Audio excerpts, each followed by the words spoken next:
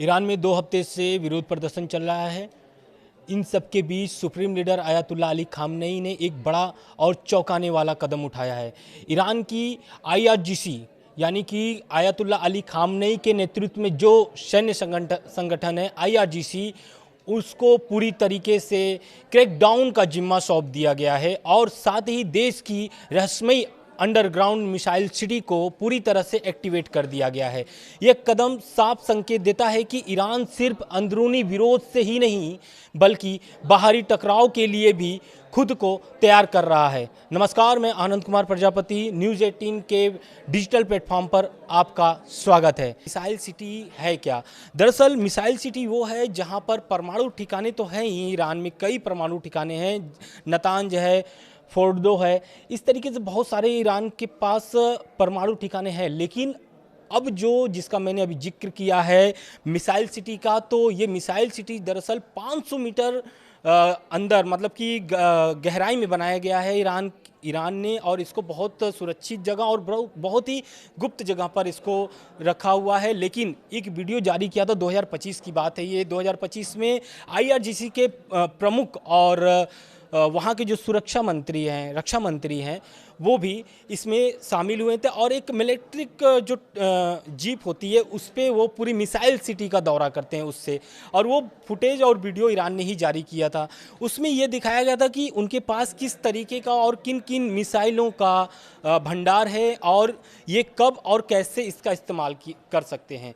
लेकिन अब ये जो दावा सामने आया और ये जो खामनेई ने अभी एक तरीके से फैसला और एक जिम्मा जो सौंप दिया है IRGC को, इससे ये साबित हो गया है कि अब जो ईरान है वो भी युद्ध के लिए तैयार है। क्योंकि ट्रंप का इससे पहले बयान आता था और ट्रंप ने भी कहा था कि जो ईरान है अगर बात नहीं मानता है, क्योंकि बात वो क्या मनवाना चाहते हैं, मनवाना ये चाहते हैं कि प्रदर्शनकारियों पर जो गोली चल रही है वो गोली न चले, प्रदर्शनकारी अपना प्रदर्शन करते रहें। लेकिन खामनेई साहब का ये कहना है कि शुक्रवार को जो खामनेई साहब का एक उनके सरकारी जो चैनल है उस पर प्रसारण हुआ था और उसमें खामनेई साहब का बहुत सारी मुख्य बातें सामने निकल के आई हैं। उसमें ये सामने आ रही है, पहला तो ये सामने आ रहा है कि जो प्रदर्शनकारी हैं मस्जिद को तबाह कर रहे हैं और जो महिलाएं जो बिना बुर्खे की घूम रही हैं। एक आपने फ़ोटो देखा होगा जिसमें खामनेई साहब के फ़ोटो को जला करके उससे वो महिला सिगरेट जलाती है।